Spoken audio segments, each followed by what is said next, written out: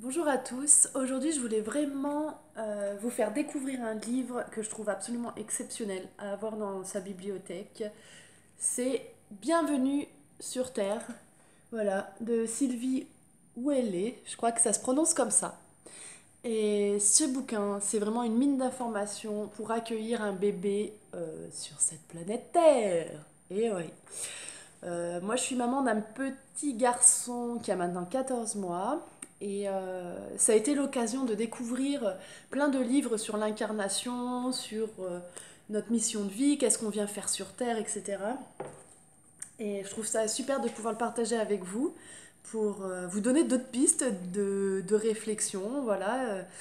Et ce bouquin, c'est vraiment un bon début parce que en fait, ça confirme déjà ce que j'avais lu à la base, comme quoi on est une âme dans un corps, que à la base on est dans un monde céleste avec des parents célestes, c'est-à-dire une famille avec voilà, on vit une vie mais d'âme, ça veut dire sans corps matériel, et que quand on a envie d'évoluer au niveau de notre conscience, eh ben, on décide de descendre sur Terre, on choisit nos parents, on choisit les grandes lignes de ce qu'on aimerait vivre pour que ça nous serve à notre évolution, sachant que quand on descend, quand l'âme descend dans le corps, vu que le niveau vibratoire est bas, malheureusement on ne se souvient pas de tout ça.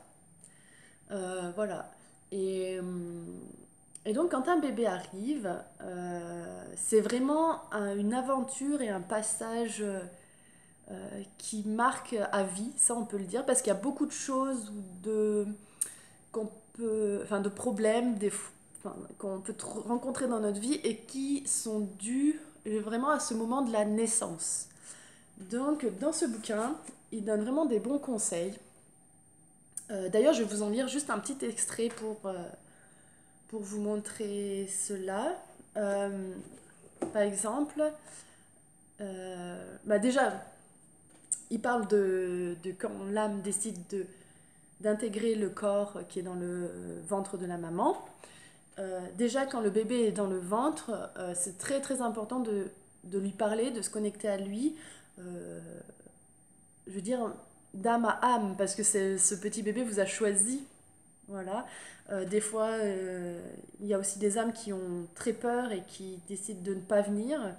C'est souvent le cas quand il y a des fausses couches, etc. C'est très difficile pour les mamans. Euh, mais voilà, il y a des fois, il y a des choses qu'on ne peut pas contrôler.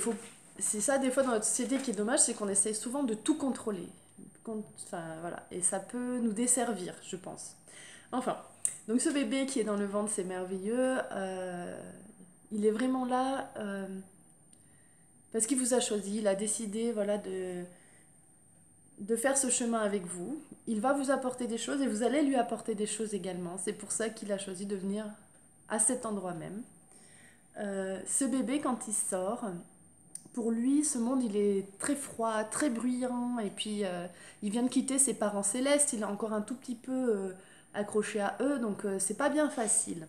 Donc dans le livre, il donne certains exercices, notamment quand l'enfant est né, dans la première journée, vous pouvez le poser sur vous, soit en peau à peau ou non, hein, et là, vous allez lui dire ces quelques mots.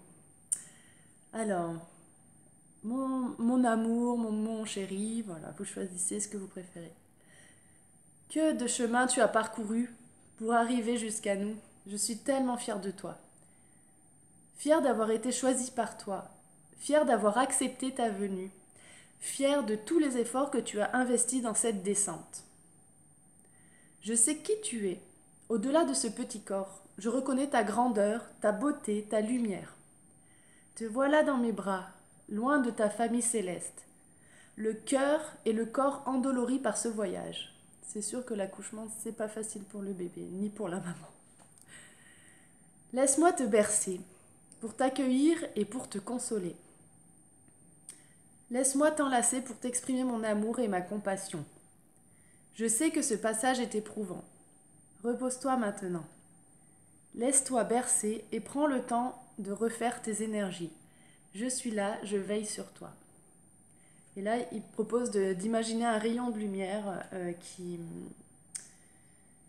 entre en fait, nous passer par le dessus de notre tête, qui arrive dans notre cœur et qui passe par les bras. C'est comme ça que font les guérisseurs, hein. Ils utilisent l'énergie céleste. Et de faire passer cette énergie dans le corps de l'enfant. Voilà, pour qu'il se sente vraiment dans un cocon douillet. Vous pouvez même l'imaginer dans un cocon de lumière. Voilà, il va vraiment se sentir protégé. Je trouve que c'est vraiment un très bel exercice à faire avec un nouveau-né. Euh, on peut faire de même au moment de la tétée. On peut faire de même à l'heure du dodo parce qu'ils expliquent pourquoi les enfants souvent pleurent. Ils ont vraiment peur de cette, comment on dit, du fait de passer de l'éveil au rêve. Ça fait un peu penser à une petite mort pour eux. Et donc, il faut vraiment les accompagner, les bercer, lui dire que vous êtes là, que tout va bien se passer, tout va bien aller, que vous êtes tout près d'eux, que vous comprenez pourquoi ils pleurent. Un enfant, il a le droit de pleurer. Un enfant, ça pleure. C'est vrai que c'est pas très agréable, mais si on commence à s'énerver contre les pleurs, c'est souvent pire que si on arrive à entrer dans l'acceptation. Et ben vous allez voir, les pleurs vont cesser bien plus rapidement. Moi je disais, oui, allez, décharge-toi, pleure, tu vas voir, ça va aller mieux, sors ce qui va pas, sors tes peurs, etc. Et, euh, et voilà. Et en plus, ça renforce la relation que vous avez avec votre bébé. C'est juste extraordinaire. Voilà. Est-ce que je peux vous dire autre chose? L'heure du bain, vous pouvez en profiter aussi pour nettoyer les énergies du bébé. Donc c'est toujours par l'intention, donc par les paroles, hein. Vous imaginez pareil, une lumière qui vient au-dessus de votre tête, qui passe dans le cœur et jusque dans vos mains. Et puis vous pouvez les passer sur le corps de l'enfant en imaginant que ça le nettoie. Voilà, donc ça c'est quelque chose après qu'il pourra même utiliser toute sa vie. Moi j'utilise pour moi aussi, hein. Et voilà, donc un enfant, ça a surtout besoin d'amour. Ben oui, hein. Et les enfants, ils font souvent tout pour attirer l'attention des parents ou pour faire des... Souvent, ils s'oublient parce qu'ils font les choses pour que les parents les aiment. Ça veut dire pas forcément parce que ça vient d'eux, mais parce qu'ils voient que s'ils font ça, les parents, ils vont les aimer plus fort. Alors qu'on est quand même des parents, les parents, c'est fait pour accompagner les enfants à être eux-mêmes. Et eux-mêmes, c'est pas toujours d'une façon qu'on pense en fait. On veut souvent faire rentrer les gens dans des moules et ça crée beaucoup de souffrance. Donc, je terminerai par cette petite phrase à dire aux enfants que j'aime beaucoup. Le fait de leur dire que papa et maman sont vraiment là pour toi. Voilà, faut dire ça à son enfant. Papa, maman, ils sont là pour toi. On t'aime, on est heureux, vraiment heureux que tu sois là. Tu peux compter sur nous pour t'aider à réaliser. Alors, dans ce livre, il parle de projet conscience, on peut dire, pour pour réaliser ta mission de vie, pour réaliser ce que tu es venu faire sur Terre. Tu peux compter sur nous pour t'écouter quand tu en auras besoin. On sera toujours là pour toi. Voilà, je trouve que c'est vraiment des mots à dire aux enfants. Il faut vraiment qu'ils prennent confiance en eux.